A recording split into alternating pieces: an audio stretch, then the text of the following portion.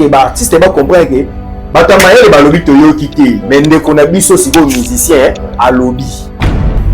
Félicitations héritier. Bato wana basala mambwana ba osala nka ba membre té.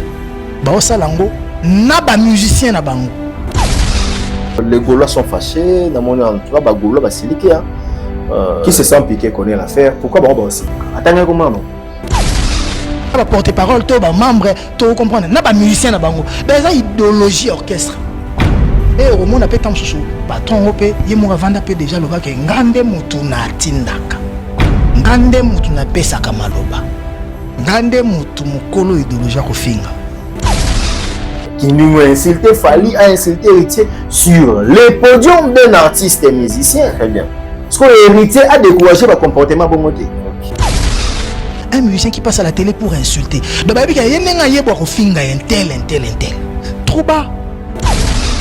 Abi injure pour l'orchestre monsieur comme consolation il y a situation na bango il y a échec voilà le col la baninga ba obete belé le col la baninga ba sa mambo biso to ça la consolation na biso il faut que to finga encouragement héritier pas Fally et lui kolobate que héritier à perdre pour bana wenge esprit wenge ba esprit longwe mutu monte na wenge de habiter devant 20 000 personnes. Esprit wenge pesani ils ont l'expliqué. Oh esprit wenge zanini. Pour moi sincèrement l'artiste Fally Ipupa mérite pas 1 million, il mérite plus pour son concert. Un héritier n'a pas ses complexes. Et le mot héritier nini sera félicité Fally. D'accord. Un artiste qui joue au Stade de France, bazo misele 1 million. Mbongo mukie bongo. Mais bato basiliki na Congo. Poni ba osilika. Soka ndenga lobi malamu bongo alobi na vérité bongo. Pour vérité on a lobi te que pour faire se pelisa ba wa yo soit ba ngolo ati. Ya lobi vérité lobi so te dire que ça vérité. L'État va accompagner mutu soko obeta salle à 20 000 places. Donc, on a un accord hôtel arena. Parce que combien de ministères ont besoin de subventions à l'État? Ministre de la Culture. Pour la première fois, ça la Moussala n'a ministère de la Culture. À singulier artiste congolais, on va tomber le drapeau il y a Congo na France. Mboko to beta ba 12 ans to beta la musique té. Donc les Congolais ont oublié ça. Drapeau ne go matawana. Pour na ko imposer culture na biso na mboka wana. Aujourd'hui, héritier nous prouve qu'il n'a peur de personne. Voilà. À Monique, a fallu la Baptiste de France. Félicitations, moi, dans Mboka. À l'Obinin. Abina Longwe Penza musicien. Naye Congolais. Voilà. Bible Lobi, Nyon sur Salamaka. Nzambe Ndalinga qui Salam. Donc, ce qu'il est fallait comme dans le Stade de France, c'est parce que Dieu a permis. Il y a un besoin de l'État a accompagné. Pour y avoir acheté ça il y a 1000 places bah tu vas y être parce que à mon avis ça mutu mbongo soko obeta devant 10 000 personnes. OK akolingate. Parmi les bons il y a le meilleur. Général Investment Service, une société d'un Congolais aux capitaux 100% congolais. L'une des rares qui vous offre une gamme variée de services dans différents domaines. Nettoyage des façades des immeubles et de tout autre espace de vie. Irratisation, désinfection, désinsectisation.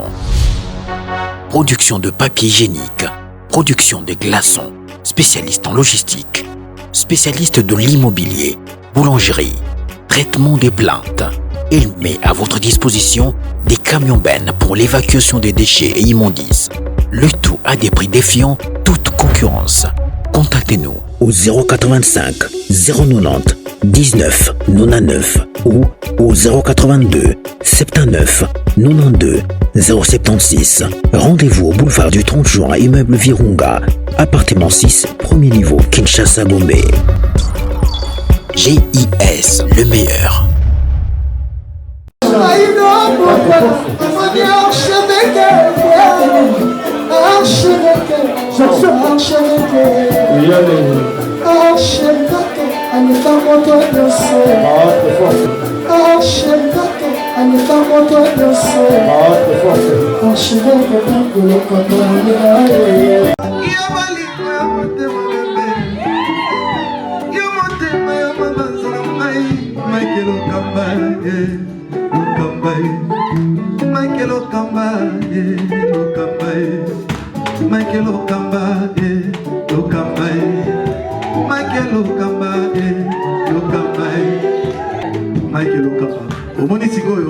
L'artiste, c'est l'improvisation.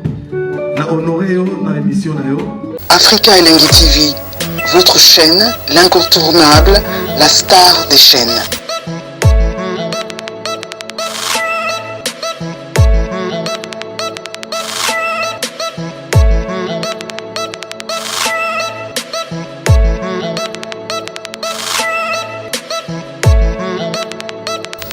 Africa Elengi TV, la magie de l'info.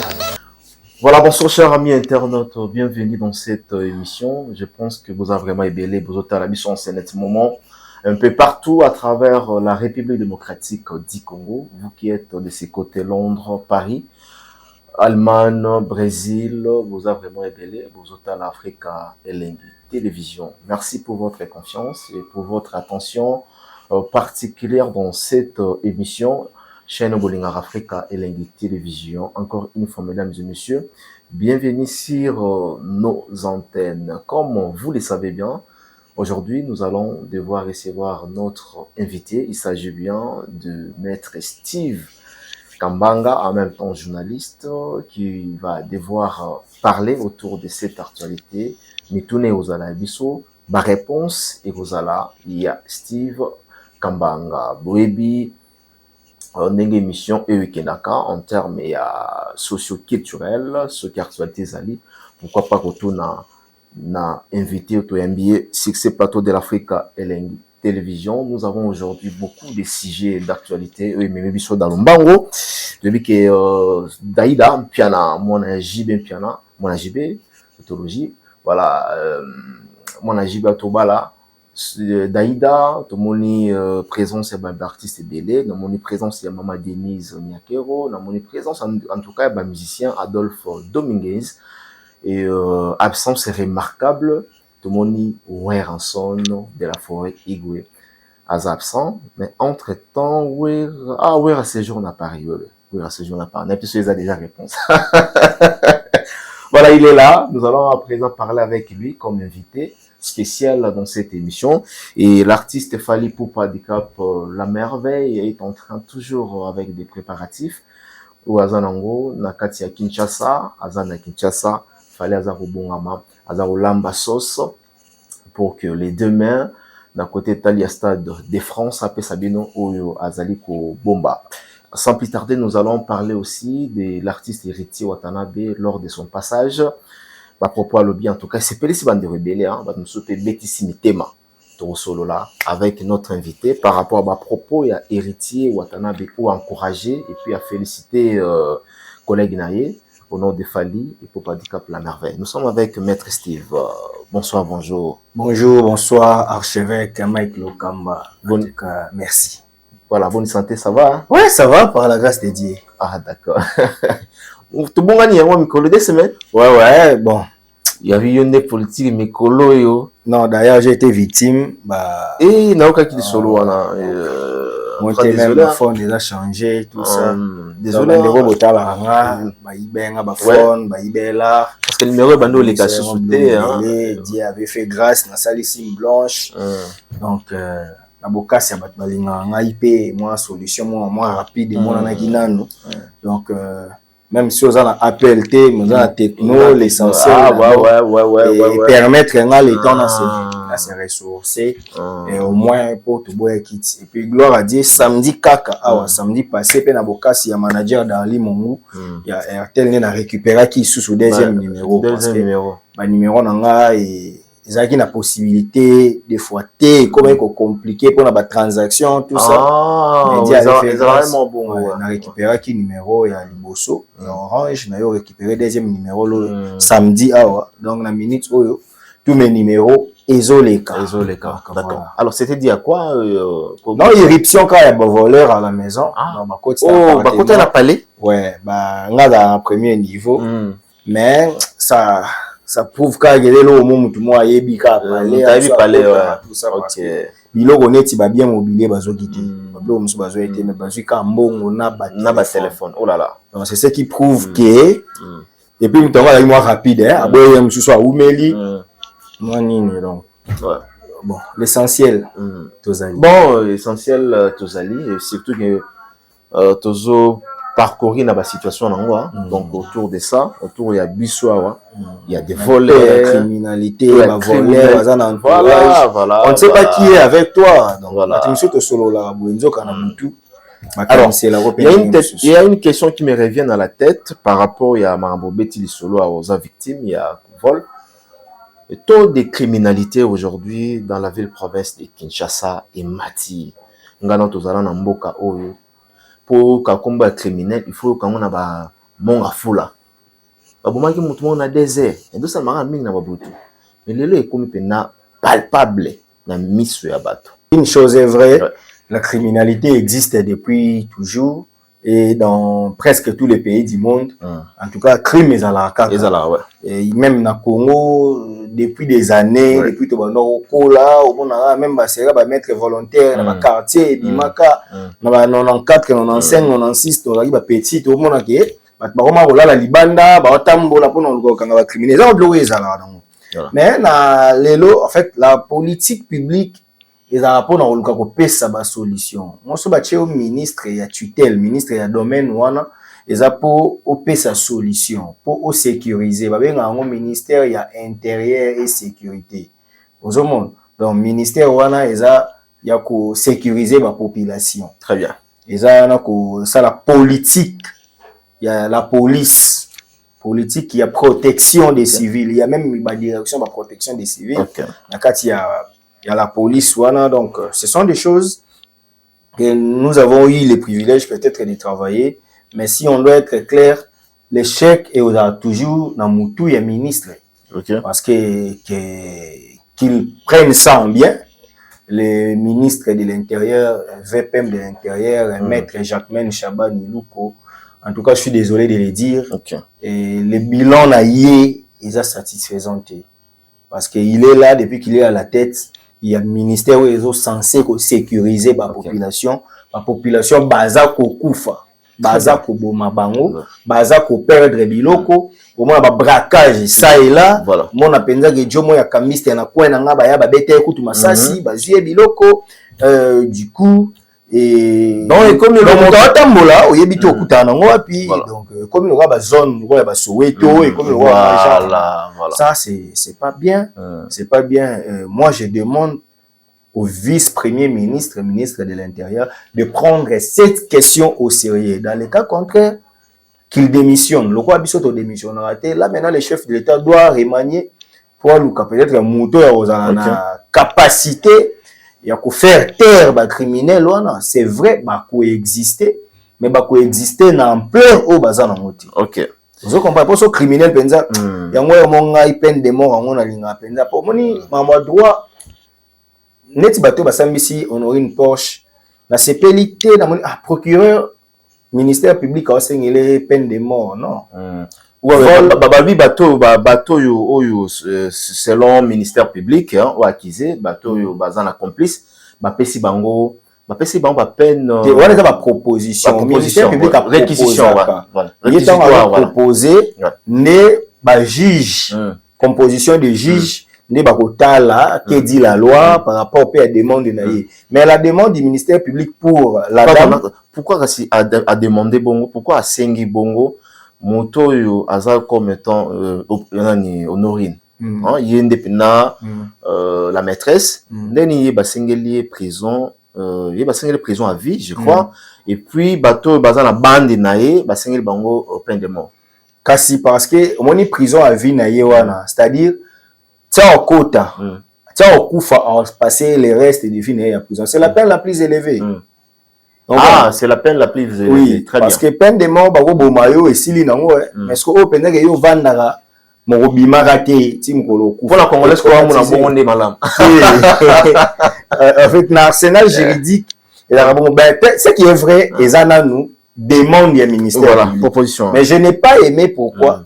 Parce que infraction au bakanyeli bango eza meurtre te eza assassinat eza vol vol qualifié vol à main armée et la loi sur le vol eza na ba peine nango ba peine wana eleka à 10 ans te mabe ya droit Mike Lokamba mabe ya droit la raké au senga mabe mo bona na capacité na boma yo mais surtout plutôt zonga na mibeko em mususu fona pini yo ka 2 ans. OK. Parce que on a monté mais sous capot gravité à motema na yo ya mabe te loko wana soki ezwaka to mususu nga ko mais soki le quoi to retenir peine par rapport aux infractions oyo to kanyeli yo nango to ko inventer te. OK. Il y a un principe des droits qui dit qu'il convient que la loi avertisse avant de frapper. Donc, ce qui loi avertit ça, qui est vol qualifié, tout vol à main armée et qui n'a peine de mort, tant mieux. Mais le code, il y a la peine d'emprisonnement et surtout, il y a peine, il y a amende transactionnelle. Et ça, on m'a mis dans la bonne. Donc, sur ce, on a revenu, on est là qui parenthèse. On a revenu pour dire à Maître Jacques Men que ceux qui rigueur et ça est pas des criminels. À quoi inventer route? Que ceux qui sont criminels au bomi, mais ceux qui sont des criminels. Bochi bon venir ba prison à vie. Voilà. Bokani ba criminel venir bochi bon ba peine de mort. Voilà. Neti peine monsieur da rapé au na exécution à la suite. Monique déjà tous ont sa peine de mort. Ouais. So bo abattre ba wona ki bomango. So ki peine ba moni o ba criminel ba mona ba so ba kangi yo eziko opération mo ya ka opération likofi. Non likofi respectable principe à droite. OK. Respectable pour la présomption d'innocence c'est la raté une opération likofi. C'est ça. Là so ba dénoncer ka na lupango wana ata de comment ba règlement des comptes. Jeune fille mo Richard Tessalingara aboyaka famille na bango ba ligne la Richard.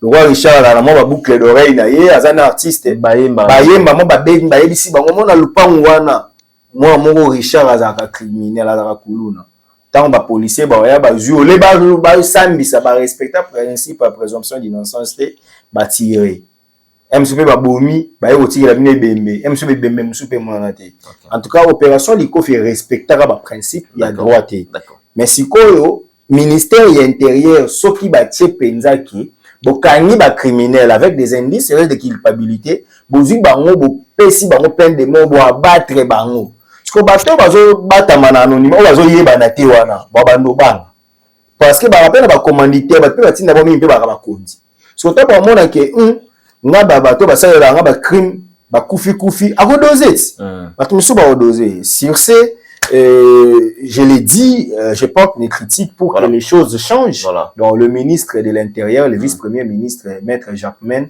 Shaban Ilouko, l'esprit a bien, c'est une idée. Il y a un moto au Yebi, dans le pour renforcer sécurité de la population, pour renforcer la peine contre les criminels. Voilà. Mamba ba appel, on a faut éviter que aucun moutou mon condiment de tout collègue non mon bengi non bimisaye parce que yo pose on a besoin d'un athée. Quand on gère l'état on met l'état d'âme à côté donc on a pensé komara au tchepenza ba principe au respecter parce que l'état ezali support sociologique comme on support sociologique de la nation sur sangi si batu bo réunir des éléments constitutifs. Or, parmi les éléments constitutifs, il y a les pouvoirs. Les pouvoirs, le gouvernement. Le gouvernement, ils peuvent faire appliquer Mibeko. Oui, ils sont d'accord. Une partie de la liberté na Mibeko pour que Bissonyon s'équilibre dans la société. Donc, ça, je suis purement juridique. Donc, je vais juste dire que ministre intérieur na ministre au bilan les habienté bilan les habienté na baksa ça la peine fort soko ozala wana ça les fort bongisa soit faut pas changer na baksa phrase moko baloba que quand les services de sécurité n'arrivent pas à mettre fin à la criminalité c'est que les criminels sont dans les services de sécurité wana général Maël. Et ce na makambo nango c'est que ba criminel ba bani entre bango. Mais je viens de le dire. Je viens de le dire ici. Tant on a lobby que boti grâce au kangibo ya mbarbe injonction. C'est parce que certains parmi eux ba protéger na bateau ba zapi ba. Oh là là. Donc nous n'avons pas de preuves maintenant ba sambaka toyoka kaka donc après na biso ba ko samba na bango la complicité mo bezaki sous chef mo bo mta créer bande ne ya cartel wana basala mabe yazo ba mbongo donc sous moi na mbosa lobaki moi na mbosa donc ce sont des choses qu'on doit éviter kasi on a dit que tu as ba preuve kaka na ba ko samba na bango donc ce sont des choses la preuve ezali que nous devons éviter vidéo tout le monde devons éviter nous devons éviter. Nous devons éviter parce que sécurité, et ça penza te na population. Dende toza boye. Oko mara na coin boye na moi. Oko mara na coin boye na moi. Pe oh là là. Vous comprenez? Donc ministre Jacquemaine, vous avez une lourde responsabilité à pour laver image. S'occuper en tout cas. Mais ça c'est comment mettre avec beaucoup de considération. Je sais que aux Aramuta Maele. Mais place aux eaux échouées, en tout cas, aux obligés à l'ongola. D'accord. Donc, ce qu'on dit à l'ongola, il faut trouver une solution que la population civile a à la protéger. Voilà, mais ça, c'est le comme il y a dans la ville à Kinshasa, le film, dans à Hollywood, le film et cinéma, dans les États-Unis. Donc, nous avons battu sur deux autres. Alors, nous allons parler à présent du mariage, il y a moi, JB Mpiana, Daïda. Mpiana. On va parler de tautologie. Daïda Mpiana, moi, JB Mpiana. Il y a une tautologie. Azaka na Kombo. D'accord. Alors, Azaka na Kombo, effectivement. Alors, impressionnant par rapport à mariage, il y a Daïda, comment on a ambiance ezalaki, namoni maman, nabiso, Amida Chati, namoni première dame, Maman Denise, namoni Adolphe Dominguez, namoni Bandi Okebele, en tout cas bazalaki wana, ambiance wana comment on a JB Mpiana, côté où est rançon na balisi, côté où JB Mpiana balisi. Déjà la Bible dit que les mariages soient honorés par tous. Et moi je suis d'accord, je suis ravi, je félicite M. Jean Bedel Mpiana Chituka, l'artiste JB Mpiana, dit Papa Chéri. Parce que Koboko la bana, neti bango penza na master na ye Noël Ngiama. Baboti bana, batangisi bana wana bana na basisi ba université. Bana wana lelo bazo bala. En tout cas, ce sont des gens à féliciter. Mais parce qu'on parle de JB, félicitations à lui. Ce que j'ai aimé de plus, c'est de voir la joie d'un père. Il était heureux. JB, azaki heureux. Moi, bato ba bima, moi biso bato yeba na monda mboboy. Toko ma na problème hein. Pour yo ko réussir non mais so bana ba comité et comme à moi problème. Donc aujourd'hui, voir que JB moi na ya liboso mobala outé ko bala, moi na mené Abraham abalaki, aza banquier, salaka, on les a dit déjà une réussite pour JB. Aujourd'hui, on voit sa deuxième la première fille, mais elle a sorti troisième dans la ligne à Bana. Daïda Lelo à Bali, c'est quelque chose de très bien qu'on doit féliciter. Et ce qu'encore j'ai aimé, c'est de voir papa a honoré sa fille et maman également a honoré sa fille. Parce que la maman est légalement mariée à un autre homme qui est une autorité politique, honorable Vital Kamerhe. Déjà, dans le complexe africain, il a empêché maman. Il a que Kamerhe pacificateur. Il a laissé la femme à polémique. J'en arrive. Il faut l'absence de Vital. Il faut que le Daïda Azam Piana. Aza Kamerhe était. Exact. On a papa biologique té et papa on a linga kabé astre de lumière. Moi n'a pas linga papa bango. Ayebi que Kamerhe aza beau père na e. Akofi na Kamerhe était. Aza toujours bien na Kamerhe parce qu'aza bien éduqué. Maintenant il comme mambu ya libale yo senga papa botio maman botio. Kamerhe a souple ayebi si moi si non vas-y. C'est notre fille. Aux hommes. Donc la présence de Kamerhe ya Amida Chatir pemeni ya JB. J'ai compris que basant la grandeur d'esprit voilà.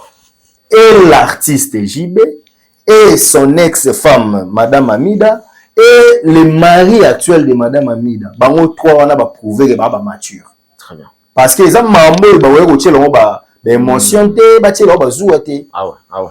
Parce que moni penza que papa chéri azo sepela pour na mwana e, maman Amida azo sepela pour mwana e. C'est comme ça que ça devrait se passer. Au moins, il y a na maman Sylvie et puis c'est un problème parce que Baza ouais. Vous avez Bazali, le quoi Bazali, c'est normal. Tout le monde a maman, tout le monde a papa. Mais côté le roi papa et maman Bazali souté. Mais tant que tout le monde maman aïe sans gêne, azaki heureuse na maman et makambo mona naïe, nous ne pouvons que les féliciter et les encourager à faire des choses pareilles. Parce qu'ils ont prouvé que même si Bokabouani, vous n'êtes pas des ennemis. Surtout que quand il y a des enfants, il faut que ça ait une affection. D'ailleurs, il a besoin de maman. Il y a des gens qui Jibaboya qui a mis d'ailleurs. Pour Baboya, na to caméra boya qui go libérer Amida. Et il passe à Daïda. Alngaza loko l'orpheline des mères. Tout à fait. Na Bali ba ko doter nga maman Azate. Oso comprendre conflit na bango. Mais aujourd'hui, ba la kisi ke ba kana conflicté. Bolingo ne simbate, mais au moins ba tikala parce que les bonnes relations et peut s'appeler les sons na ba couple na ba jeune couple o ba et comment les réseaux sociaux rando kofinga na ba la mo batela moi c'est live. Donc ce sont des choses que vous devez éviter. Prenons l'exemple de l'artiste JB Piana et maman Amida parce que balaki biso ke beaucoup kabwana mais makambo ero sangisa bino puis bo garder la bonne relation. Makambo ero sangisa bino ero zala kaka. Lelo Daïda asangisi papa na mama esika moko pour célébrer mariage na coutumier. Donc c'est quelque chose de très important où il faut souligner wana. Et puis l'absence Wera c'est tout à fait normal. Wera azana poto, azana kinte. Bayamba ki Wera, je salue mon ami Peter Chani. Bayamba ki Wera na chaîne à Peter akende ko sala visite. Na moni ndeko moi on tourner ba question mo gens polémique tout ça. Mais Wera était ça, je t'aba tourner mon Jibabi. Non, Jibaza papa ya Gladi, mais Jibaza ki na Lubumbashi ki na concert. Vous comprenez? Ezalara. Oh matanga nini te to kenda ki penga oh pwani na lobaki clan wenga bitena avec clan wenga po ezali matanga na biso nyonso. Oh te fakolo baga BCBG Wera était sage na féliciter. A répondre bien na c'est non. Na féliciter Wera Wera parce que souci la guerre qui est na polémique mais il a évité parce que ngana yeba tangu mwana jibe mo asi sara classe on dirait ka ya mobile wana Abraham oyo Wera na fali bayaka Abraham taba tuna jibe na émission lo bani oh Wera za papa na bango aleza ku bako benga été yeso ebika programme ya de même ngaipe on bon donc mamu ya Gladi et salamaki jiba na Lubumbashi makambu ya Daïda et salami Wera na Paris. Donc elingo laksaki absence ya Wera ça n'a rien à voir na ba polémique na bango ezaka ke papa azakité. Donc papa Noël azakité mais je parie fort qui tombe ça la civile ça la soirée au mona maman Sylvia Ozala au mona Wera Ozala. Ah ouais parce que maman Sylvia azakité parce que tout mona na maman Amida tant na procès maman Sylvia ça l'interview pour éclairer l'opinion maman Bébélé ba garder ba bonne relation elles sont amies d'ailleurs récemment après ba hôtel Ozala na fête ya mona ya Gladi oui. Vous comprenez si maman Amida était là c'est-à-dire il y a quand même une liaison entre elle et JB. Oh mon, il n'y a pas quelque chose. Il y a ma arrêter des polémiques si vous avez pas vu Wera ensemble dans la fête. Wera fongo linzela. Moi na Wera quoi balagi libosé fongo linzela. Ça n'a rien à voir. Nous n'avons pas d'agenda na yé. Et que non pas ce exemple est mort. Et que ce qui confinement té. Fallait regarder ta stade de Martin en 2020. Ouais. Ouais, en 2020, oui. Ouais. Faut regarder ta stade de Martin parce que ouais, toujours confinement ouais. Bah circonstance nous c'est ya ka ke ntachaki calendrier oyo azongisi mois 2 semaines. Et le but est que soyo salaki kalkamba forcément yo ni balandi. Fallait beti le stade de Martyrs quelques mois après Wenge ensemble. Alors que na calendrier c'est fallait qu'il devrait jouer avant. Très bien.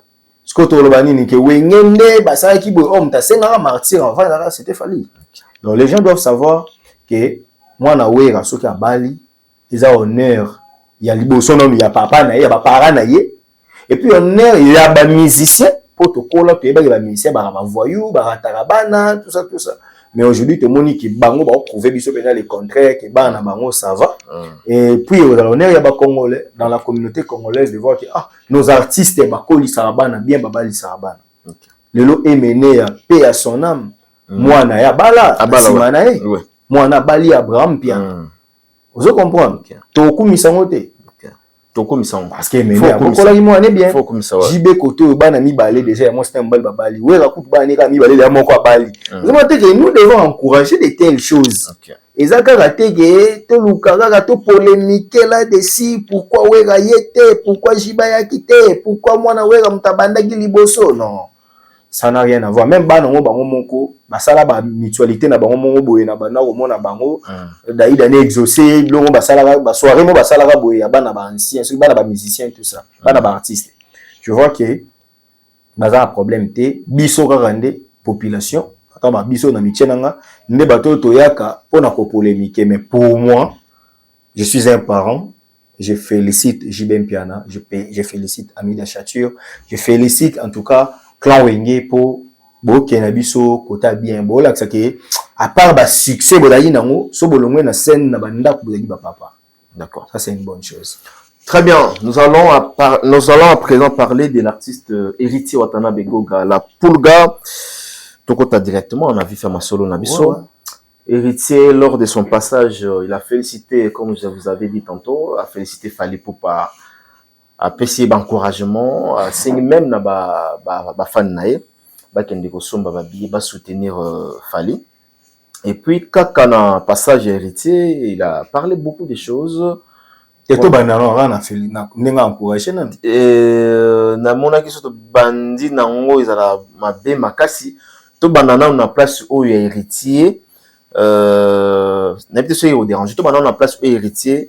Ah ok. Mambo Itali ya mafinga ndenge ba musicien ba koma kwa simé lelo na ba différentes émissions que biso nde totindaka maloba oyo utake pa na biso bate belé balobi Héritier asali ya légion na Ferregola asali légion na bande ko mososo o baza ba artiste batindaka ba musicien na bango déjà comme on a sortie médiatique, il y a Héritier Watanabe. Première question, ça, dans son ensemble, comment vous avez jugé C'est une sortie réussie, une sortie bien calculée, voilà. Et avec une cohérence d'idées. Voilà. Félicitations à l'artiste Héritier Gucci Watanabe. Toto Atembe. Donc, l'homme des évangiles. Avec beaucoup de maturité. Avec beaucoup de maturité. Dans le on a des missions. Dans le on a des missions. Héritier ça va fort yo longwa ba système o ba kosela o esprit wenge il faut ka ko boya rabatu il faut ka non ce qui est blanc est blanc ce qui est noir est noir voilà on peut pas dire que ce qui est rouge tout comme ils sont jaune. Très bien. Donc Héritier Watanabe nous prouve combien c'est un artiste qui veut aller de l'avant, qui veut évoluer, qui veut sortir na mamna bino ya Congo. Très bien. Oh ya monyo roloba nazongi kaka émission te oloba na batuna ki wera mama falore wera ndabaki na banga mutu te na encourager abatu so basa mama na bango bien mais ce que so botuni mutu question alobi bien beaucoup mo ka bo comparer question botuna ki botuni bongo mutu telo sala ki te pona donc on dirait ba ko coller marambu ya Fally d'office na batuni susu ça c'est pas normal. Donc Héritier Watanabe ça c'est une sortie réussie. Pourquoi mama lobi tisikoyo so la neli yango na ba basili ki au moins Héritier te cohérent. Voilà. Alors lui mama mafinga ouais. Yo mona te ba témoignage ba lo ba ketina ndeko finga mutu ngana tinda ngai. Ezala. To mona yango. Na mona ba tanga ki yo awa na vidéo mo boy ba zo finga Christian Bosembe. Batanga mona? Ouais. Batangyo na yebi batongo te mais na moni quand même ba vidéo mo ba zo tanga yo po soki kindingu olekisa kindingu na chaîne na yo. Azo finga batu Christian Bosembe azo réagir te ba ko finga Bosembe moi sina sala kindumba tout ça. OK. J'ai vu une telle vidéo. So na yeba ki batu ngo to so na ki prudence na ngai ta musuna na la forme. Mais je regrette que batu bongo ba lo ba au nom d'un artiste. Très bien. Et ne ba lo ba au nom d'un artiste ba finga Christian Bosembe za chef de corps. Aza président du Conseil supérieur de l'audiovisuel au Congo, et ça une institution d'appui à la démocratie. Donc, ne pas bongo na Congo, tu as 4 institutions étatiques. Le président de la République, le Parlement, le gouvernement, les cours et tribunaux. Après les 4 institutions étatiques, nous avons des institutions d'appui à la démocratie. Et ça, la Commission électorale nationale indépendante, là, le CSA, le Conseil supérieur de l'audiovisuel au Congo. Donc, président à CENI, na président ya CESAC bango mibale baza koya après premier ministre après président ya cour constitutionnelle après nani encore président de l'Assemblée nationale le président de la République. Donc après bato na 4 ils a bato na mibale po baza na ba institution étatique sikoyo parce que artiste na bino bo sepela te la propos mo bo ezobima contre ye ne faut pas ko attaquer un chef de corps oublions que to ba fingi Christian Bosembe makasi j'ai vu la vidéo. OK. Ah o ba fingi moi sinaye na mo la ko to ba fingi moi sinaye. Moi sinaye blow mo ba lo. Je connais pas les jeunes gens mais na moni quand même bazak ba te ba pembe bo. Je connais pas les gens mais na yoki quand même pas sinon ta la vidéo a bongo. Bon. Et ba to bongo lobi o mona leader osana bango photo, vidéo, live, tout ça. Ouais, dédicacé bango pe na disque ouais. Sikoyo héritier tort ou a raison. Ana kawana azan la raison, azan la raison au loba. Au moins héritier mamba lobi, mais pourquoi la paix biso to linga pe ninte. Oye mamba so héritier lobi nga loba on a plateau na déjà. Na bisi, nga pe na loba ki ah, mambutu héritier azo loba. Oh, maître Steve déjà loba ngo, biso tout pe déjà to loba ngo. Et ça li bien parce que vi porter mon ko ya bien pour l'artiste lobi. Voilà. Ni biso lo to yaka pour apporter ba analyse. Mais so landi na za ki répondre. Mambo héritier lo puis la plupart mambo héritier et bien la lobby date loba ngo awa. Donc on va dire que mambo so va revisiter ba émission yo sala na ngane to sala na émission ba mo na mambo héritier lobi na loba ngo kala. Exact, ouais. Et nazo féliciter là parce que il y a ça du domaine. Le quoi ça artiste a décourager comportement wana et ça pour que ba artiste ba comprendre que ba tamaye ba lobby to yo kité mais ndeko na biso siko musicien a lobby. Félicitations héritier. Yebisa mati ba finga wana. Soki lelo yo Bosemba bi bon je me saisis ka na droit yanga na keka justice. Et comment ni Bosemba linga bango te po azaka wario. Po ba ngba bongo. Soki mutu asali mabe tikaye musique ekenda bongo. Mais soki lingo lakisa mutu ana kete moni droit esalama po muna mutaye ba limite na ye. Komi o te za ya boye batindi ye basali boye. OK. Aujourd'hui Kindingu bakomi koyoka pasi ke Kindingu ofinga. OK. Mais c'est Kindingu qui était appelé l'homme du moment non? Ah l'homme du moment uta kuna. Yo nanga to sale mission mo awa je crois na décembre l'année passée ou na début janvier. Autre la estomaqué de voir que Kindingu matina podium pas finga ba musicien. Okay. Parmi ces musiciens là, il s'agissait aussi d'héritiers. Kindingu a insulté Fali, a insulté héritier sur le podium d'un artiste et musicien. Très bien. Parce que l'héritier a découragé le comportement bon côté. OK, je comprends. Je comprends. Donc même héritier lobby, c'est lui qui sème les vents, récolte la tempête. Donc aujourd'hui, moi personnellement, là je le dis, ça n'engage que moi. Je suis pas d'accord avec ce qui fait Kindingu aujourd'hui. Je suis pas d'accord parce que je ne peux pas permettre à quelqu'un d'insulter les gens, sachant que les injures constituent une infraction pénale. Moi, je ne peux pas l'admettre. Voilà. Mais au moins, sociologiquement, si Kindingu rétorque à ses pairs ce qu'on fait, ce qui faisait pour lui la star de leur côté, c'est la loi de la nature. C'est la loi de la nature. Pourquoi il faut te filmer? N'est-ce pas qu'il existe des vidéos où certains leaders basent pour le bâtiment? Après cet exemple, il y a Soda na Bitumbo.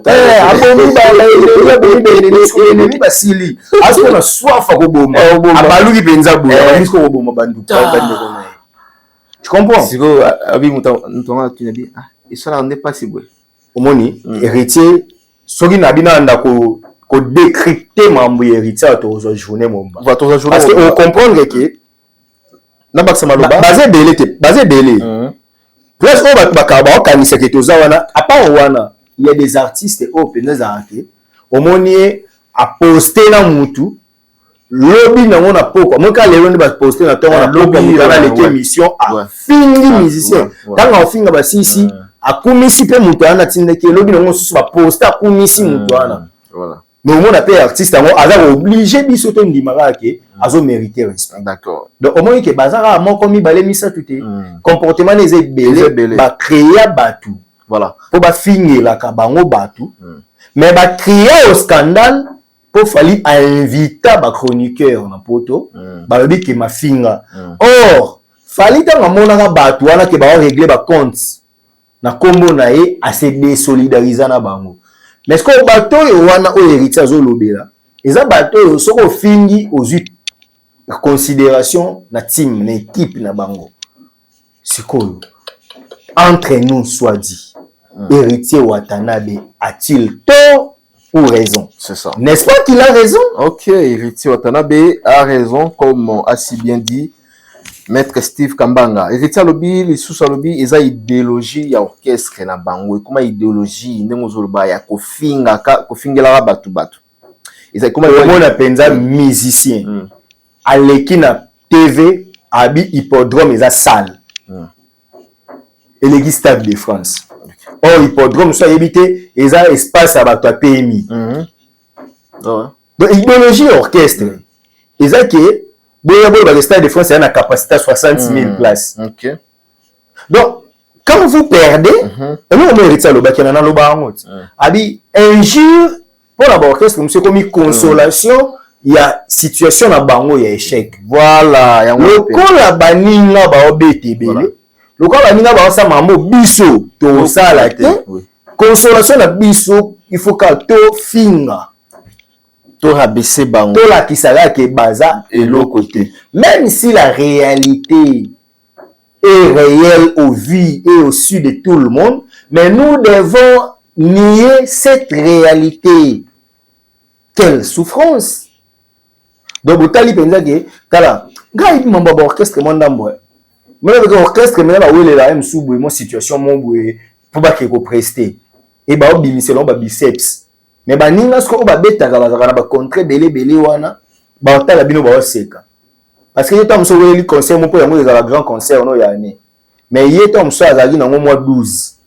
Bah, quand il y a un mois, il y a un 12 à Libana. D'accord. Vous comprenez? Donc, c'est normal, bah, ma finga, ezalaka, parce que bande ko ba bosser te, yo mon a été musicien, instrumentiste, musicien. Ayaga ko lobela art te ma ko finga ba orchestre mususu, ba leader mususu. Oyambi penda musicien bo bande oyebi so ke te, omoni marche de gamme za raboyi. Omoni na musique neti Jean Goubala expliquer ka wana ke te, omoni musique ezana ba gamme chromatique. Bazana ngote, ya na mutu na ye, oya yebi. Eza oya ko finga.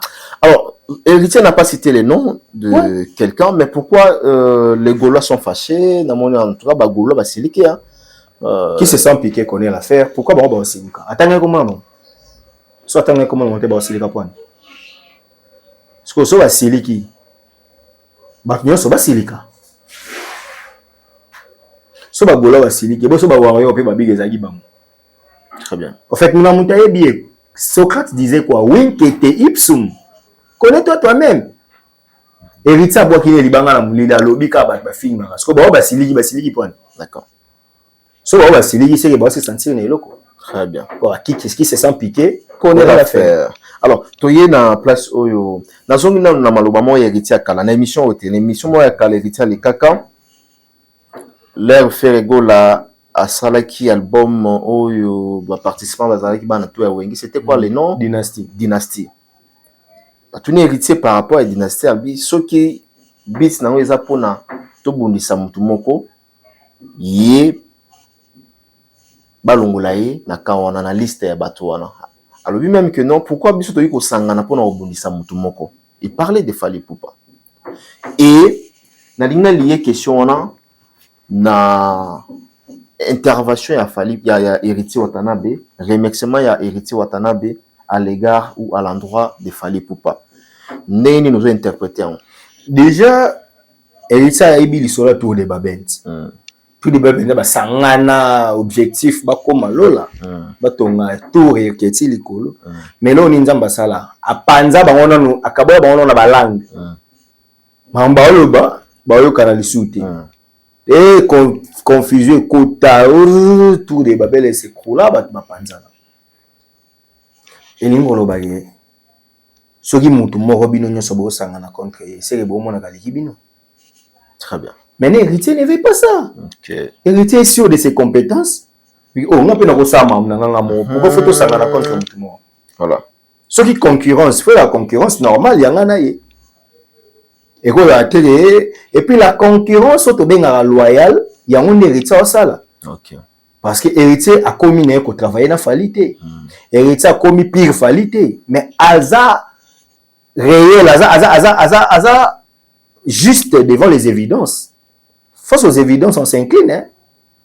dis-moi batuni penze héritier qui ndeko na bino abeta concert les deux men na Stade de France héritier pas mon aïe sold out et salami so héritier penze ya bandi sold out wana non di monte ya solo yepe mutali bosota betango aya na kamura kuteche au moins de maman aventurer ne ba papa misu ba aventurer voilà so aboyi ne wala ridicule héritier ba ni basi ba koli Beritza na bakoli bata penza les papa et moi le bon émission a eu penza bata notre papa ma papa okosa il héritier ligne na bongo te il tient l'éducation de ses enfants a dit que maman na fa amona ke moi na nga sérieux comment nga kosa mama soni boy alors que j'ai une famille j'ai des proches ba mona ke héritier y a lobby qui était concert à Stade de France wana eza lukuta non félicitations abini pour la première fois bizaka na mutu moko banda mutu moko il a osé mutu musupa je musupa osignan deux fois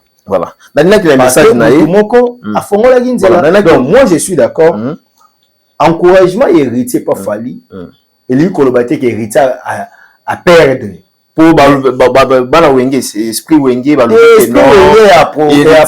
esprit longwe mutu monte na wenge de habiter devant 20 000 personnes à poto esprit wenge pesa nini ils ont l'esprit té esprit wenge za nini héritier za réaliste za professionnel yo aussi mona oyambi yemi alade ayebiso ke muto ba ministre congolais balinga minya ya nigérien wana comment yana Davido te ya mobali wa mususu wana nani na Bonaboy yo yamba yemi alade na plateau ayebiso ke Bonaboy ba plein wana sala reza lukuta non Vous comprenez? Voilà. Parce que nous on est tiré là biso ba posa esprit wenge te ezani ko za complexé.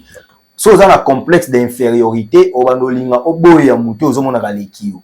Il faut prouver que yondo za likolo. Un héritier n'a pas ces complexes. Et le mot héritier nini sera nenga félicité fali. D'accord. Est-ce que fani balongwe te? Est-ce que ba mbongo na ekiti? Non mbongo ekiti te. Mitu kekei ekete carrière et baby non azana 3 albums à succès oui so soka ndenga lobi malamu bongo alobi na vérité bongo pour vérité on a lobi te que pour faire se pelisa ba wa yo soit ba bolo ate ya lobi vérité obi so te dire que vérité eza ko na penchant nga ko même ba balo so di non pe bata mayele bo comment la vérité ça juste eza vérité so te obi que fali à Betista de France ça sold out na 1 mois ce qui yo se pelité ndima au vérité mais au vandi kimia mais héritier a dit yo ko linga te ke biso to sepelisa yo to ya kokosa te biso donc là ko tumambo ba la presse au milieu du village on nga linga ngote la presse doit être à côté de la vérité d'accord mon côté vérité ça pour ça dans le milieu au ba luka juste milieu voir luka juste milieu même côté ça bien au lingo diminuer yango o ya nango équilibre te Zala côté à vérité.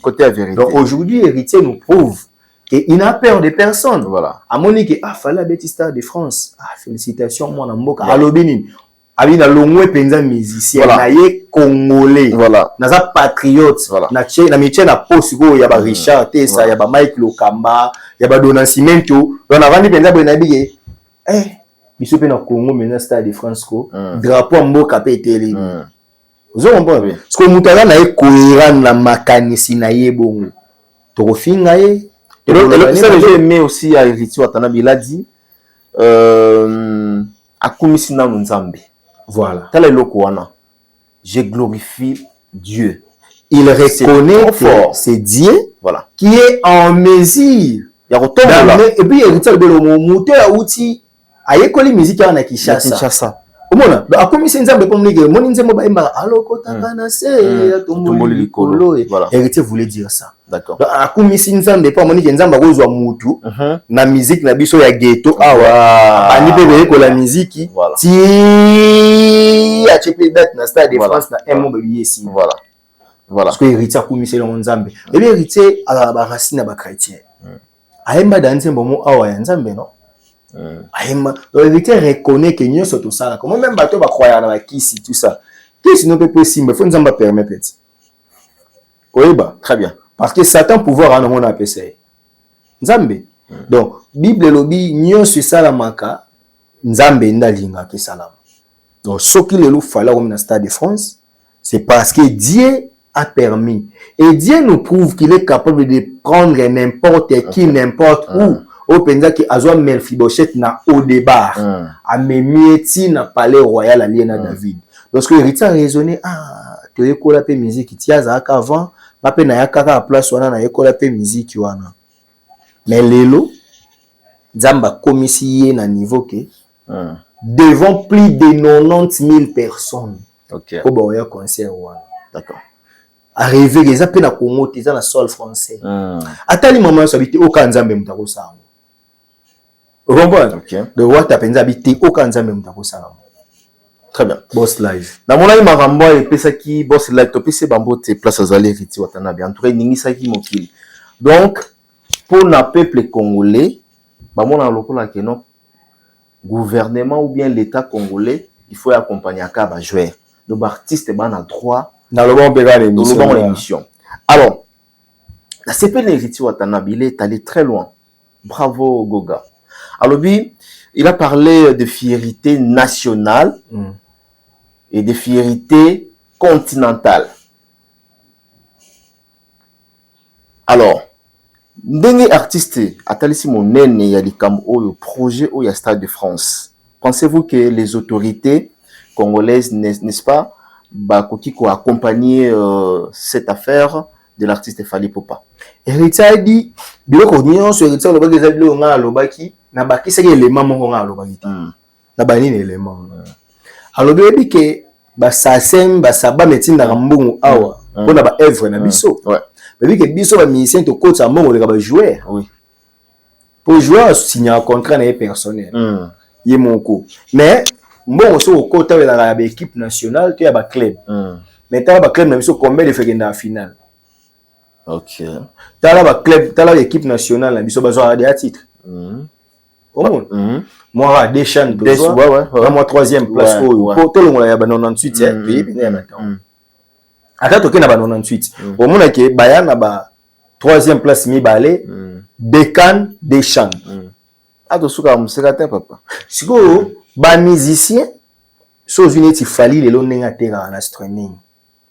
Nenga fala kota mbongo na sasem na basabamu wana quand on rétrocession yaka il faut voir combien so elle va respecter ba droit na bango bi banga ba zapela rétrocession l'air yaka l'état peut bénéficier nango mais alobi mbongo tango yaka ezala héritier a révélé que mbongo yaka l'état mtali yango pour na oki bato ba abiboye bon tolo la mbongo na bino a Congo kasi na mbongo ya gouvernement ba mbongo na biso oyo yaka wana ya rétrocession bolongo la ka 1 million. Sur ma Bible, rétrocession, il y a lié directement avec l'artiste et Rosanna Nakatiambo. Il y a te mboka pezwaka parce que ceux qui Sokoda azora mbongo wana Sokoda pe aibike Sokoda za internet parce que ça sème Sokoda tinda mbongo il y a un pourcentage peut faire que na l'état parce que artiste ana vous en identité na état na yo voilà. OK, comprendre artiste azora par na l'état peut faire ça. L'État peut se croire la politique culturelle dans le bon de l'émission, que l'État se croit conserver la politique culturelle. Que ah na bambongo to ko ça on peut boyer to ko ça la studio d'enregistrement monene to ko ça la salle de spectacle to ko ça la boye. Héritier là évoqué que makambo yo ce qui boba que mbongo l'État té bozwa oyo ya biso ya kawana abi 1 million za mukie c'est son droit le plus légitime par rapport à projet à Stade de France. 1 million za mukie. Mais est-ce que bino vous créer scandale? Vous créer scandale pour nous. So tuni ba musicien mususu ba créer scandale so tuni yo pende so eba futa ba par rapport à barana ba yo ba futa combien. Et puis Richard lobby bien. Moi bato mingi ba créer na scandale wana. Et là bato ba place au betati. Parce que c'est lobby qui bon. Fallait acheter Stade de France to beta ba to ba no chabu ngasko na avancer sur la idée ya toto ya te. Wata. Ngebi otalanga. Webi eloko lobaki eza bien. Soukara ke l'État va accompagner mutu soko beta salle à 20 000 places. Donc on a un accord hôtel arena. Parce que combien de ministères va avoir subvention à l'État? Il y a un besoin de l'État a accompagné, oui. Pour y mo acheter salle à 1000 places, ba tu ba yéti. Ce qu'on a mon abapé ça mutu mbongo soko obeta devant 10 000 personnes. Ok. Akolinga te. Mboka eza na ba guerre. Nga lobaki yango awa. Chaque budget ezalaka pour voter pour une année civile. Et dans chaque rubrique, ezalaka na ba mbongo nango, ezalaka na ba pourcentage ba quota o ba chaka. So ministère de la culture batiela mbongo na budget oui ou non? Oui. Pendant que basala qui marge budgétaire normal, bah que l'État bitumbezati. Mais au moins grande partie du budget est qui la défense. Est-ce que ministre Boudimbo tant ba osala na ba pesa ba gérer ba primité. Bazo pesa ezo kende. Parce que mboka na guerre. Mboka ezala na guerre. Parce que so ba pesi fali nde ni problème. Ah, mbongo ikenda une pe na Espagne wana. Moi qui retire na raison lobake. Bazane na problème pour ba ebike ba na place à ko beta ti. Ah d'accord. Parce que muto ma be. OK. Que le quoi na zoate mutu pa ko zoate. Donc le quoi moneti boye ne toza boye ba yo kanga ba yo sa contrôle ba permis. Parce que le rose a la carte. Au moins, il était ça à 5 ans. 5 ans. Ah, ok. Ils sont tous en moto. Tous en moto. Ah, ok, je comprends. Est-ce qu'on monte Mama Béwa? Pourquoi ça? Pourquoi ça? Ah, Congolais. Il y a un moment, il a dit que l'héritier était cohérent, très cohérent à la fin. Ouais. À la question, que bazo jalouser Fali pour balancer ma place sur bête. Et il y a vous jalouser n'était pour y avoir bête. Voilà. C'est-à-dire on a la boye héritier au baba on a chez ING. Ah bête. Ah bête. Héritier au baba na chez accord tel arène. Ah bête. Héritier au baba na chez boye akobeta. Parce que bon, to quitter à 10 000 places. So bête na salle à 10 000 places, l'État a payé son bon à 100 000 $. So combien bah parce que l'État il m'a contrôler na ba configuration.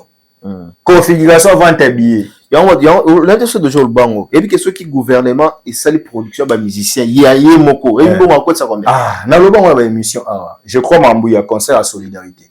Pour équipe to kene to beti to gagner to na 3 ans après to zonga na biso. Les musiciens qui a beti na ba stade de France wali mbongo ekota combien na caisse à l'état? Sko héritier arrivé c'est kaka. Et puis mbongo na bango bolia kango mutema mabe oyo ba musicien ba bimisa ki eza po bana ba projet te ebele bana ba projet te so ba ici bango bon betaka après ça 10 000 personnes le temps to surveiller so ko teka ba billet so ko teki penza ba billet to peso $100 000 to accompagner événement sko ba o se retrouver ta moi 4 kaka o ba ozo mbongo à l'état. Ok, monsieur Baboya. Un promoteur culturel sérieux na tant ya lelo.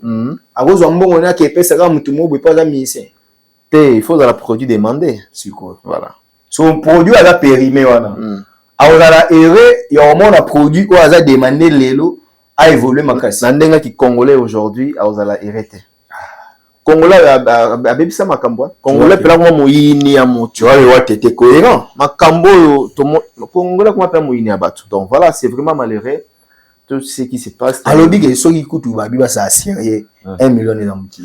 Mais effectivement pe 1 million za muti. Mais ce que malheureusement mbongo ngo pe ezala tete bimate parce qu'il y a et puis c'est que kutu kanda lisusu. Abi pourquoi kutu basala ki démenti? Là au moins il a raison parce que batebele ba benga kinga babi pourquoi fallait pour pas ça là qui demande. Et moi je savais pourquoi ça là qui bon. Au moni et faire un terme en bois. Tu n'es pas dit, tout n'est pas parlé hein. Moi je sais, moi je suis d'accord on a sorti mais pourquoi. Fallait d'habitude à l'obaraté. Nyon soeur à l'obaraté. Mais il était face à un défi où il a pas salir événement naï. Il ne l'a pas fait pour des Congolais, mais il l'a fait pour soigner l'image de son concert à l'international. On n'a pas si voilà. Et il a tellement démenti à ministère. Pour naïe ministère boba mena. Fallait botika bango bongo. Mais en ce qu'on a dit que politiquement ministère peut battre que ceux qui projet ont quitté des babés ont quitté et on va peut salir bango na conseil des ministres mais membre que kuna tout ça. Donc on va bongo au salir pour nani. Te kasita ngo nga ba koma ke ba te genre que ba conseil bango projet non. Ba conseil bino projet pour ba sambwisa fali pour la quitté pour ba sambwisa ministre. Yayi pour ba sambwisa fali. Si bien bango yayi ministre LBT. Si bien bango yayi kinde fali. Parce que le ministre a dit que yépe ko ki ko entaché pa na ye. Que mbongo ebimi projet kotate. Pour projet kotané.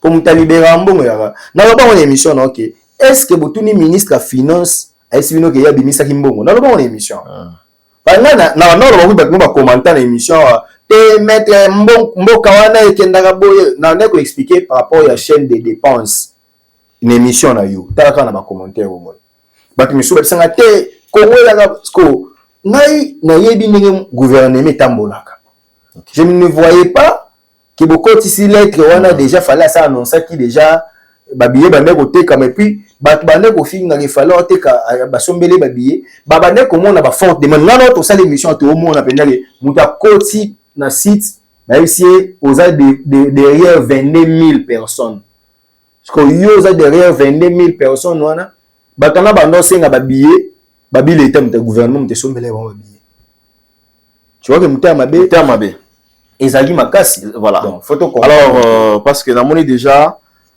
est-ce que on a rupture ko ta sous makasi entre bana wenge ndenge héritier autiko non héritier n'a pas besoin de bana wenge pour être héritier héritier a besoin de ses spirites album héritier liboso carrière d'honneur on a bien la carrière des honneurs na carrière d'honneur wana héritier la kana posa bana wenge pour attaquer album ne non album na mi balé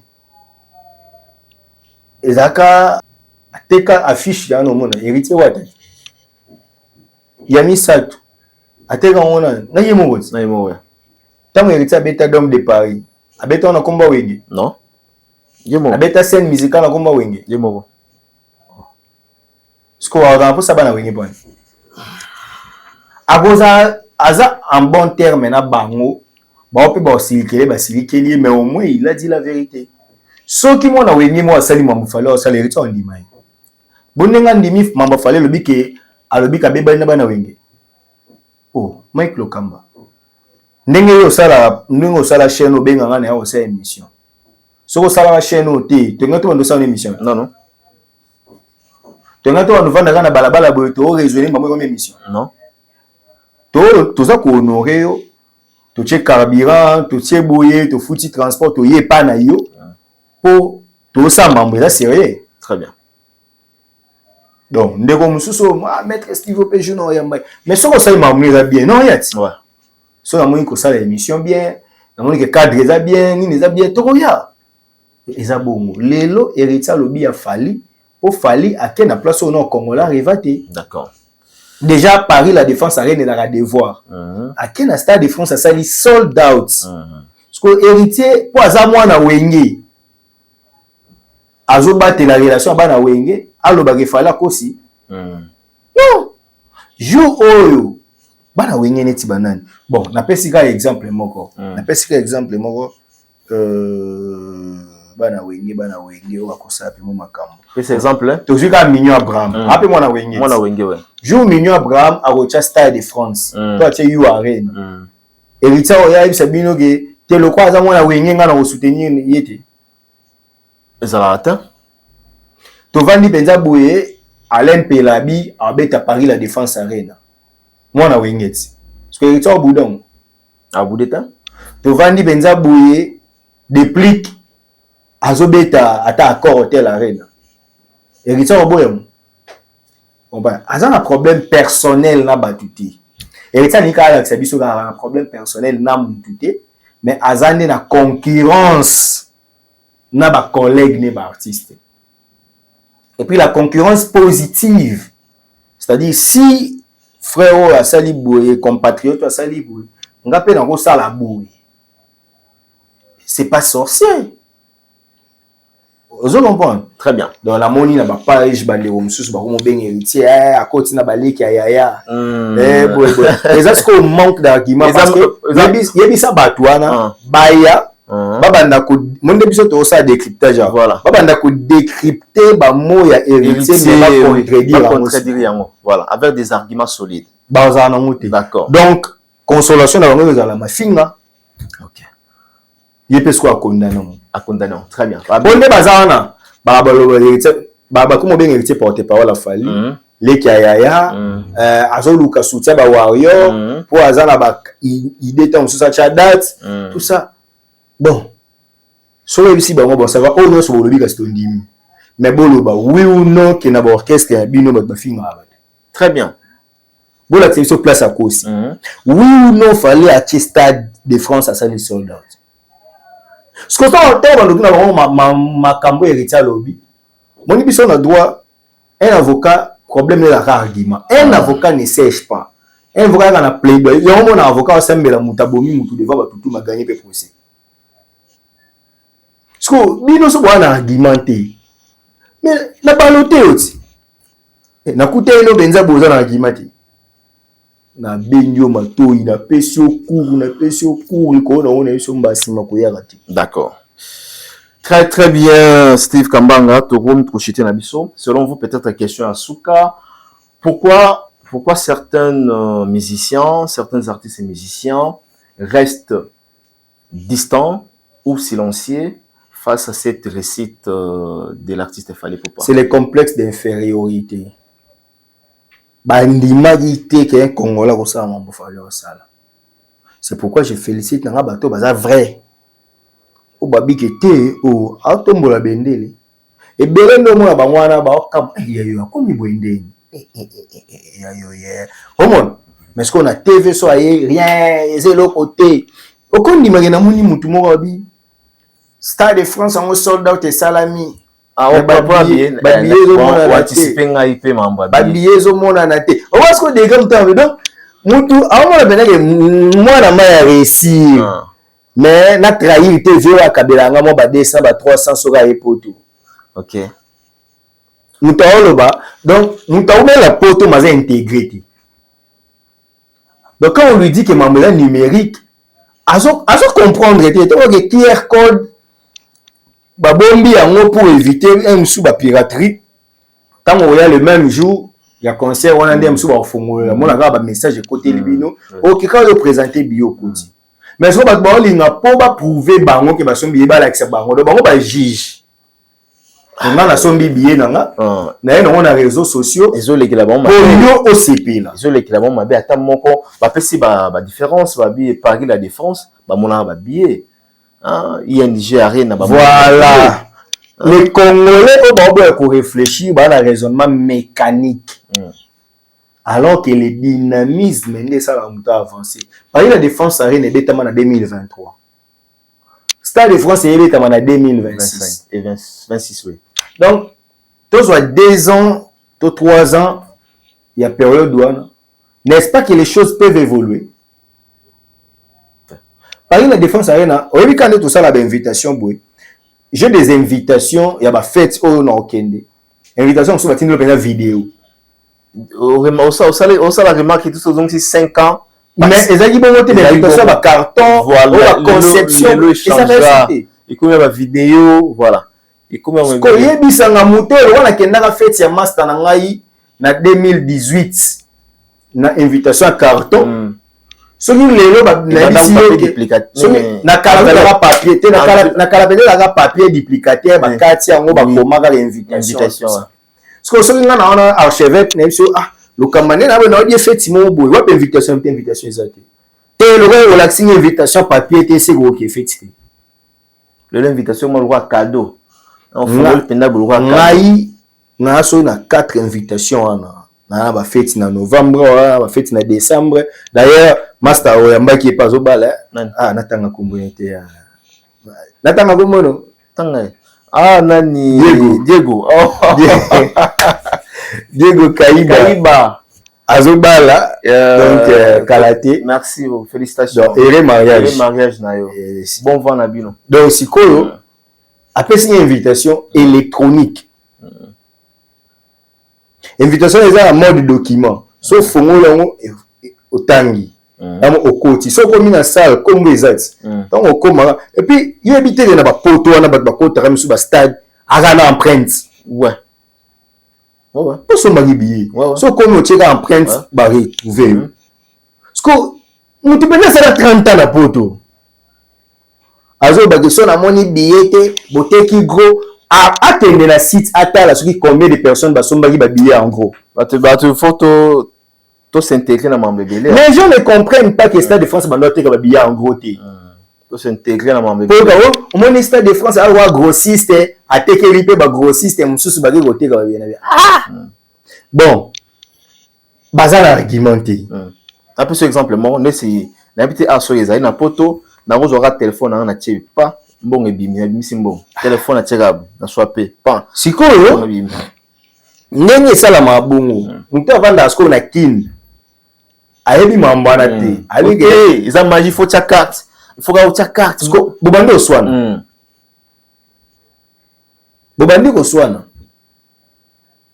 Et l'icône na moti bo oswana na linga la tso argument ni là bien. Même si assez azali convaincu, mais pour l'action gaza kino, il faut continuer comme yo. Kino za bon. Kino boyara.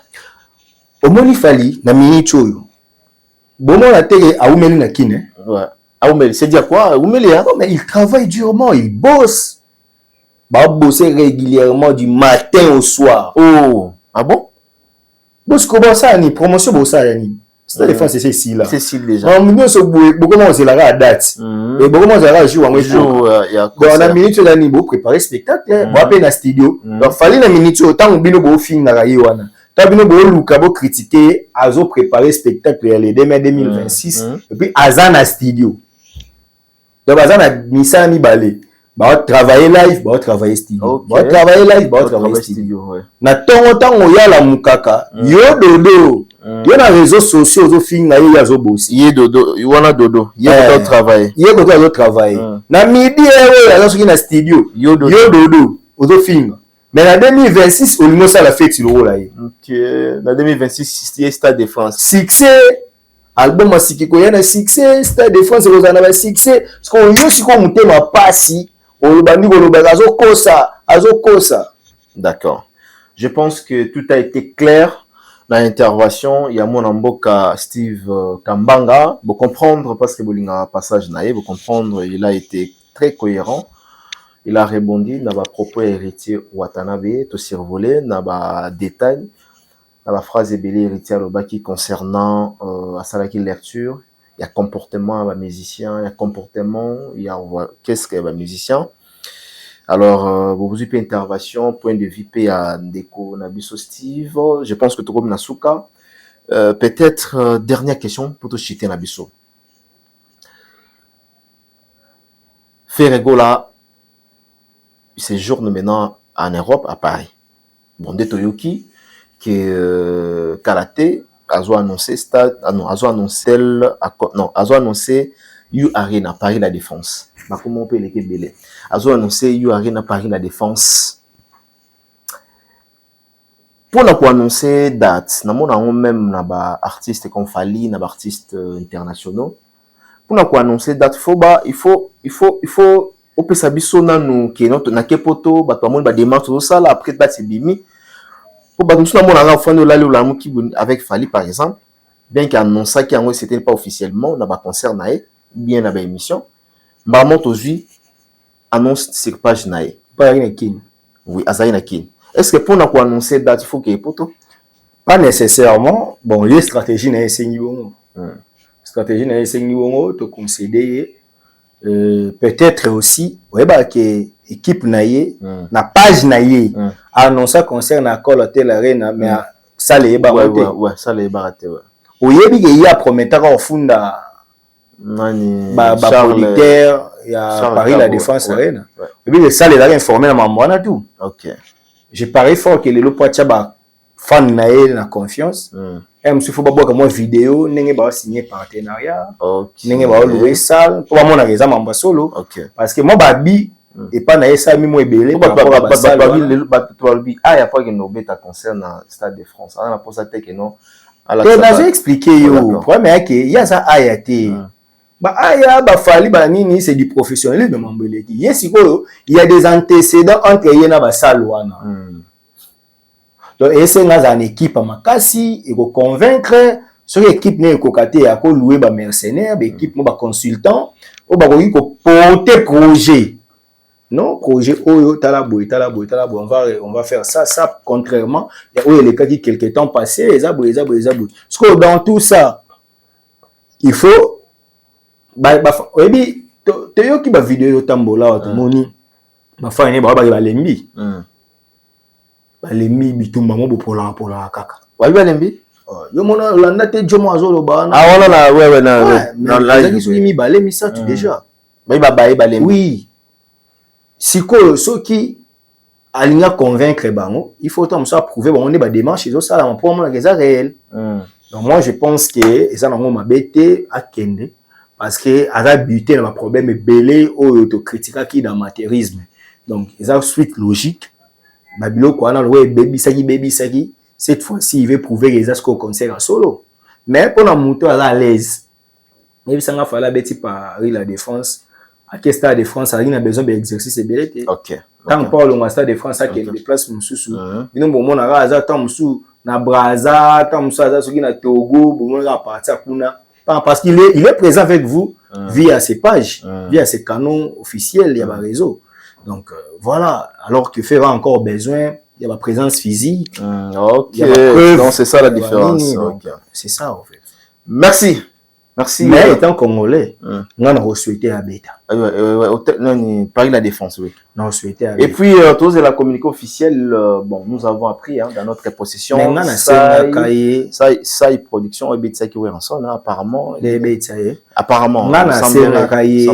Pour Azala l'aise, il faut banana. Massai, pardon, Massai. Il faut banana accord hôtel arena avant qu'il n'ait Paris la défense. OK. Abril Beta, sur la Betango. Pourquoi?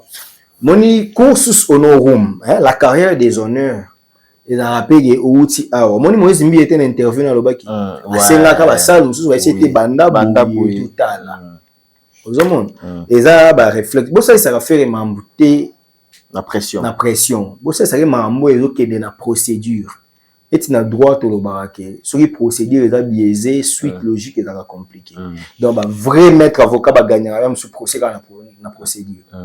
Au bandaki ka lo mo respecter ité na vandika wana soulever ka exception to le kate wana mona pas ya frapper musu na nilité ya pe bona non bis ibidem et embryo lisusu oh non awa connexité ezali awa litispendance ezali tu vois donc moi je pense qu'il faut soki balinya beta abandana achayena accord hôtel arena voilà. Alors, ça, la campagne, moi, est sérieux, à travailler. Comme ça, succès, wana, il y comme maillé et même à Paris, la défense. Ouais, il y a un conseil d'un Congolais. Soit d'accord. Mais, quand il faut communiquer, il presque la souka, non? Ouais. Ceux qui va souki qui on verra la suite. Voilà. Mais Soué a échoué. Voilà, on verra la suite. Suez Ali a échoué. Remerciements pour tout Kabwana. Ouais, remerciements en tout cas, les rois d'Angleterre, Gauthier Bélé, on a péché Mbote, on a aussi l'ex Aigle Noir, on a péché Mbote, la Bossanité, la nouvelle énergie de la Founa, les conseillers spéciaux Francis Béré Ami, donc tu as ma salutation, on a péché Mbote comme ça, on a bandé retour.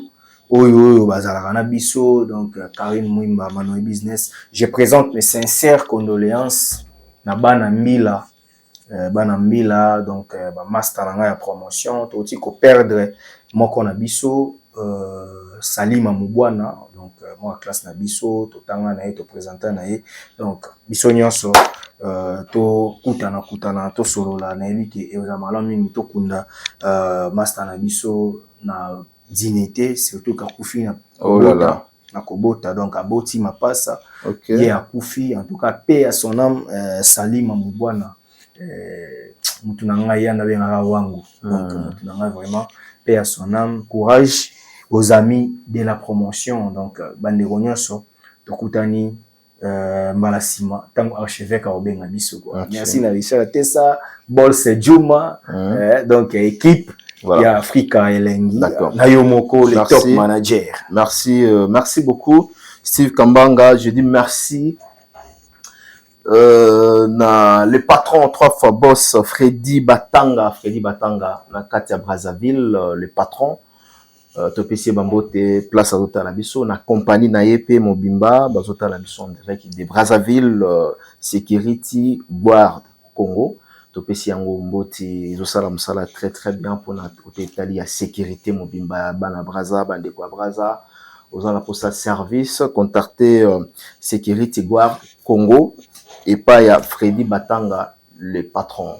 Voilà, nous sommes arrivés à la fin. Merci Richard Ntessa derrière la caméra, Bols Claude Djuma, topesi binope bamboti Yannick Kinea 3 fois patron 3 fois boss. Topesi Bambote, le millionnaire congolais, le formateur de boss. Et puis na Zambie, un clin d'œil spécial na Cisco Kitenge ya Cisco, donc monsieur l'ambassadeur Topesi Bambote. Voilà, ça l'est fini pour aujourd'hui. On se retrouve prochainement pour un nouveau numéro. D'ici là, portez-vous bien. Bye bye.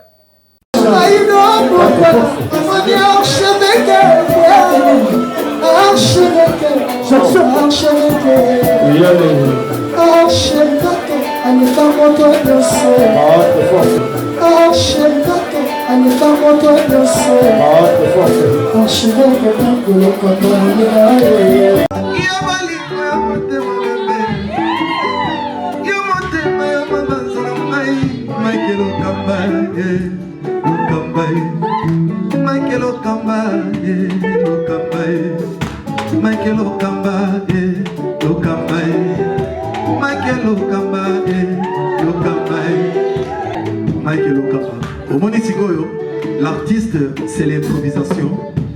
Na honoré dans l'émission. Africa Elengi TV, votre chaîne, l'incontournable, la star des chaînes.